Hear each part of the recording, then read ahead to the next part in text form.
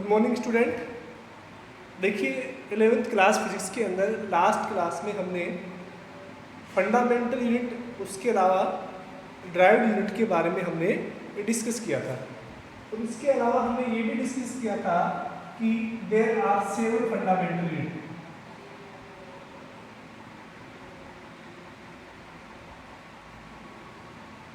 यानी हमने कितनी फंडामेंटल यूनिट्स के बारे में डिस्कस किया था? 7 फंडामेंटल यूनिट्स। आपको ये याद रखनी है क्योंकि ये डायमेंशन वगैरह जब हम पढ़ेंगे नेक्स्ट टॉपिक है उसके अंदर काम आएगी। इसके अलावा जितने भी फिजिकल क्वांटिटी हैं, चाहे वो 11th हो, 12th हो या हायर स्टडीज़ में हो, सभी में ये फंडामेंटल क्वांटिटीज़ काम आती हैं या फंडामेंटल यूनिट काम आती है। तो हमने जो 7 फंडामेंटल यूनिट पढ़ी थी, एक बार उसको हम वापस से रिवाइज कर लेते हैं कि कौन कौन सी जो फंडामेंटल यूनिट्स हैं उनके बारे में देखिएगा। पहला हमने पढ़ा था मास, जिसको हम m से नोट करते थे और उसका जो सिंबल होता था, यूनिट सिंबल, वो होता था किलोग्राम। क्लियर? इसके बाद जो हमारी सेकंड थी दैट इज लेंथ, जिसको हम L से नोट करते थे और इसका जो सिंबल होता था वो मीटर होता था। क्लियर? इसके बाद अगर हम third dimension third fundamental unit की बात करें तो वो टाइम होती थी, जिसको हम T से नोट करते थे और उसकी जो सिंबल था, यूनिट सिंबल, वो होता था सेकंड। क्लियर? इसके बाद अगर हम बात करें टेम्परेचर की, टेम्परेचर को हम, आपको पता है, केल्विन में मेजर करते हैं। इसमें मेजर करते हैं, केल्विन में मेजर करते हैं। और आपको ये पता है कि केल्विन को हम किससे नोट करते हैं? के से नोट करते हैं। और डिग्री सेंटीग्रेड और केल्विन के बीच का जो रिलेशन है वो भी आपको आई होप पता होगा। 11th क्लास में आप 10th क्लास में 9th क्लास में आप पढ़ के आए होंगे। इसके अलावा देखिएगा अमाउंट ऑफ सब्सटेंस, जिसको हम मोल बोलते हैं, और इसकी यूनिट क्या होती है? MOL। याद रखना, यहाँ पर मोल लिखा जाता है कंप्लीट MOLE और यहाँ पर क्या होता है? MOL।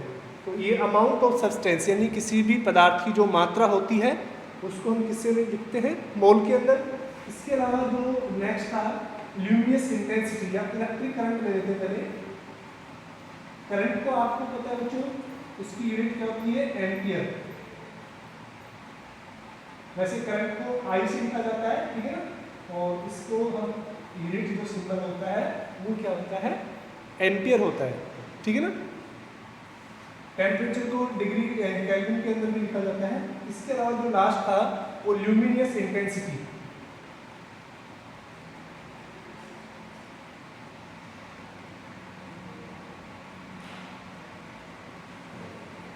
देखिएगा ल्यूमिनस इंटेंसिटी क्या होती है?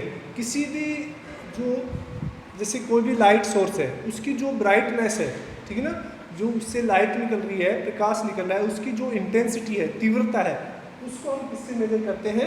उसको हम बोलते हैं ल्यूमिनस इंटेंसिटी। यानी किसी भी लाइट जनरेटिंग सोर्स की जो ब्राइटनेस है और इसकी जो यूनिट होती है वो कैंडेला होती है। कैंडेला होती है, उसको हम CD से लिखते थे। क्लियर? तो ये हमारे पास 7 फंडामेंटल यूनिट थी जिनके बारे में हम डिस्कस कर चुके थे। इन 7 फंडामेंटल यूनिट के अलावा जितनी भी रिमेनिंग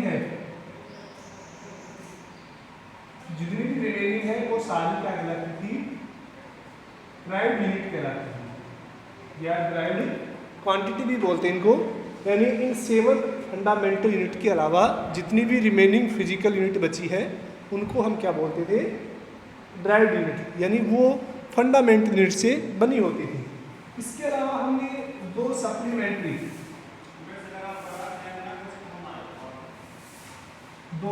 सप्लीमेंट्री यूनिट भी हमने बात की थी।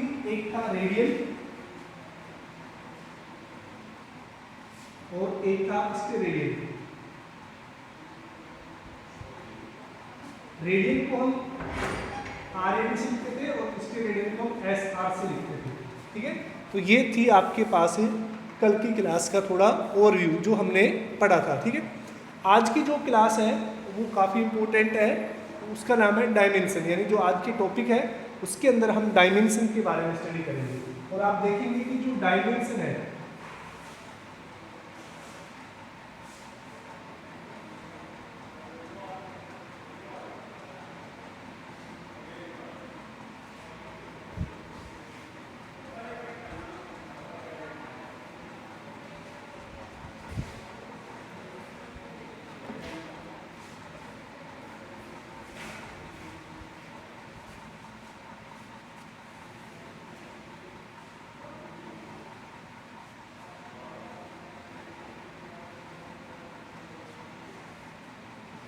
तो देखिए बच्चों, आज का काफी इंपॉर्टेंट टॉपिक है ये डायमेंशन।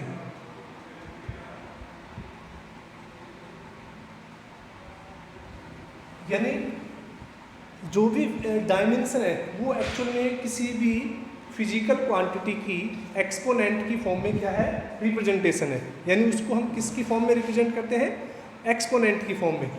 अब देखिएगा, जैसे कि कोई भी एक्स वाई जेड, ठीक है ना, ये कोई बेस क्वांटिटी है, इसके एक्सपोनेंट की बात करें, जैसे यहाँ पर लिखता हूँ मैं एन ओ, तो ये जो एन ओ है ये क्या कहलाती है, डायमेंशन कहलाती है, ठीक है ना।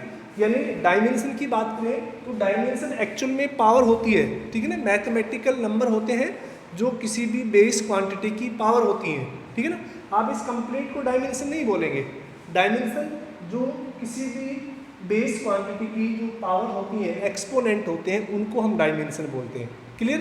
तो ये ध्यान रखना है कि डायमेंशन क्या होती है, पावर होती है। अब देखिए डायमेंशन किसके लिए लिखी जाती है, डायमेंशन हमेशा फंडामेंटल क्वांटिटी की फॉर्म में ही लिखी जाती है। जो भी हमने 7 फंडामेंटल क्वांटिटी पढ़ी है इन्हीं की फॉर्म में लिखी जाएंगी, फिर चाहे वो फंडामेंटल क्वांटिटी की डायमेंशन हो, चाहे वो ड्राइव्ड क्वांटिटी की डायमेंशन हो, रिप्रेजेंट हमेशा किसकी फॉर्म में लिखी जाएंगी, फंडामेंटल क्वांटिटी की फॉर्म में रिप्रेजेंट की जाएगी। अब तो देखिएगा, पहले मैं डायमेंशन की डेफिनेशन लिख देता हूँ।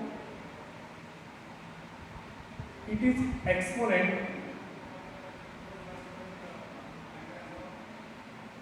या इसी को क्या बोल सकते हैं, power that denote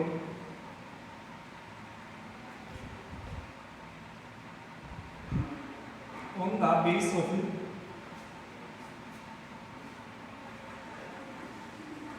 any fundamental quantity।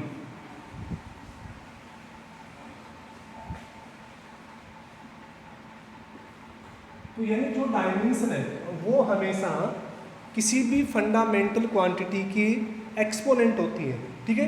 अब देखिएगा, अभी हम जो फंडामेंटल क्वांटिटी है उनके बारे में बात करेंगे वापस से, और उनकी डायमेंशन कैसे लिखी जाती है उनके बारे में भी बात करेंगे, ठीक है ना।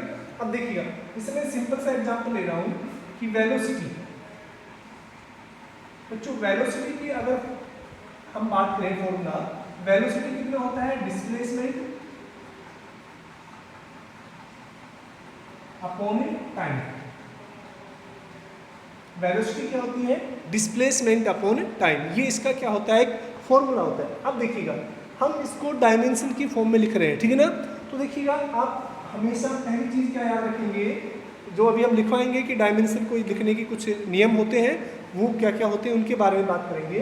तो देखिएगा, वेलोसिटी की डायमेंशन अगर हम बात करें मीटर पर सेकंड। अब देखिए मीटर क्या होती है, जो लेंथ होती है उसकी यूनिट होती है। जो फंडामेंटल यूनिट हमने पढ़ी थी लेंथ, उसकी यूनिट होती है मीटर। और सेकंड क्या होती है, जो हमने फंडामेंटल यूनिट पढ़ी थी टाइम, उसकी यूनिट होती है। यानी हम लिखेंगे यहाँ पर एल अपॉन टी। यानी ये क्या हो गया, लेंथ की जो सिंबल होता है, जो फंडामेंटल क्वांटिटी है लेंथ, उसका सिंबल क्या होता है एल, और जो टाइम है उसका सिंबल क्या होता है टी। लेंथ की यूनिट क्या होती है, मीटर। ये ध्यान रखना, लेंथ की यूनिट मीटर होती है, जबकि लेंथ का जो सिंबल होता है उसको एल से लिखते हैं। तो देखिएगा, यहाँ पर मीटर कितना है, 1 है, और सेकंड भी कितना है, 1। हम इसको इस तरह से लिख सकते हैं L1t-1। Clear, L1t-1। यहाँ पे दिख नहीं रहा होगा, मैं इधर लिख देता हूँ इसको, हम L1 और t-1। तो यहाँ पर 1 और -1 ये जो पावर है इनको क्या बोलते हैं, डायमेंशन बोलते हैं। तो इनको क्या बोलेंगे हम, डायमेंशन। तो ध्यान रखना, डायमेंशन हमेशा मैथमेटिकल पावर होती है जो किसी भी बेस क्वांटिटी या फंडामेंटल क्वांटिटी के ऊपर डिनोट की जाती है। तो समझ में आ गया होगा, डायमेंशन हमेशा बेस क्वांटिटी के ऊपर डिनोट की जाती है और ये हमेशा क्या होती है, पावर होती है। अब देखिएगा, आपने डायमेंशन लिख लिया, इसको अभी लिखने की जरूरत नहीं है, मैं इसके कुछ नियम बताता हूँ डायमेंशन को कैसे लिखा जाता है। पहला देखिएगा,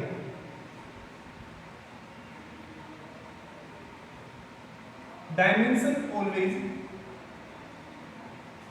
denote power of a fundamental quantity या फंडामेंटल यूनिट। यानी डायमेंशन है हमेशा फंडामेंटल यूनिट, जो 7 हमने फंडामेंटल यूनिट पढ़ी थी उन्हीं की पावर होंगी, ठीक है ना, उनके अलावा कोई भी दूसरी फंडामेंटल यूनिट नहीं होगी। दूसरा जो डायमेंशन है उसके बारे में बात करें कि डायमेंशन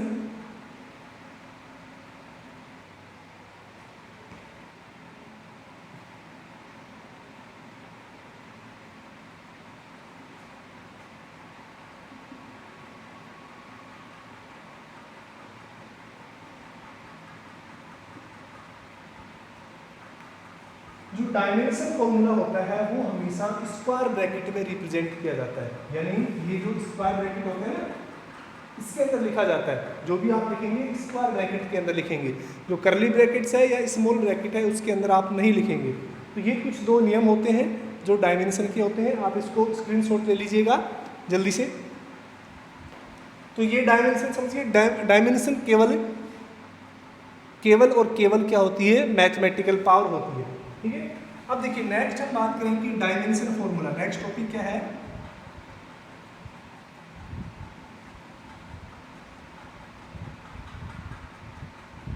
डायमेंशन फॉर्मूला, ठीक है ना। तो जो डायमेंशन फॉर्मूला होता है वो एक्चुअल में क्या होता है, ठीक है ना।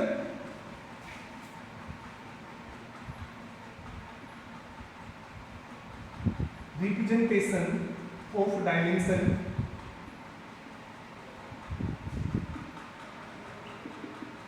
with base unit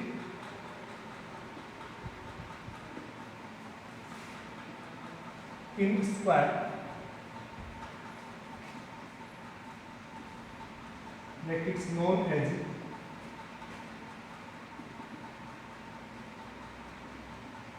formula.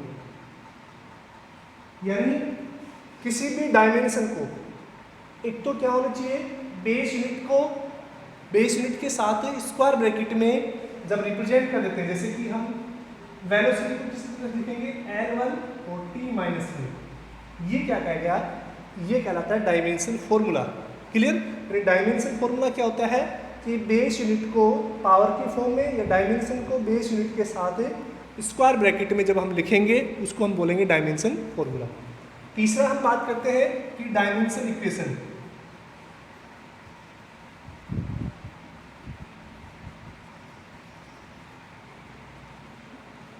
Dimension equation क्या होती है,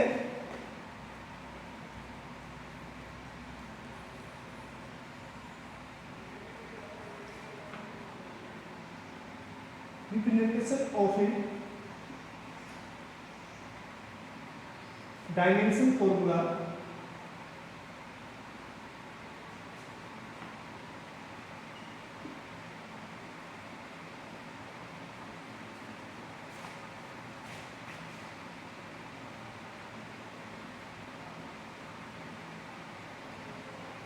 with physical quantity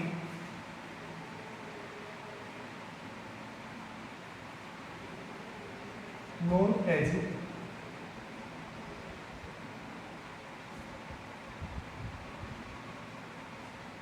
इक्वेशन। देखिए डायमेंशन इक्वेशन क्या होती है, दिख रहा है कि नीचे का, एक बार देख लेते हूँ। हाँ ठीक है ना। तो डायमेंशन इक्वेशन क्या होती है, जैसे ये डायमेंशन फॉर्मूला, इसको मैं इसका है वेलोसिटी का, तो इसको v इक्वल टू इस तरह से लिख देता हूँ मैं, अगर L1T-1, तो ये डायमेंशन इक्वेशन कहलाएगी, ठीक है ना। v इक्वल टू L1T-1, ये क्या कहलाएगी, डायमेंशन इक्वेशन कहलाएगी, ठीक है। क्यों, क्योंकि यहाँ पर ये जो डायमेंशन फॉर्मूला है ये इस वेलोसिटी का है, यानी इस फिजिकल क्वांटिटी को अगर हम साथ में लिख देते हैं तो भी वो क्या बन जाती है, डायमेंशन इक्वेशन बन जाती है। तो देखिए डायमेंशन किसे कहते हैं कि डायमेंशन जो एक्सपोनेंट होते हैं, पावर वगैरह होती हैं, उसको हम क्या बोलते हैं, डायमेंशन बोलते हैं। डायमेंशन फॉर्मूला क्या होता है कि डायमेंशन को बेस क्वांटिटी के साथ और उसकी पावर की फॉर्म में लिखना, वो कहलाता है डायमेंशन फॉर्मूला, ठीक है ना। और डायमेंशन इक्वेशन क्या होती है कि ये जो डायमेंशन फॉर्मूला है किस फिजिकल क्वांटिटी का है, उसको भी अगर हम लेफ्ट साइड में लिख देंगे तो ये जो कंप्लीट एक्सप्रेशन है, ये जो डिनोमिनेशन है, ये क्या कहलाता है, डायमेंशनल इक्वेशन कहलाती है, ठीक है। तो ये बच्चों डायमेंशन के बारे में कुछ जनरल इंट्रोडक्शन था। इससे रिलेटेड जो भी एक्सरसाइज है वो हम नेक्स्ट क्लास में बात करेंगे। आज के लिए इतना ही, थैंक यू।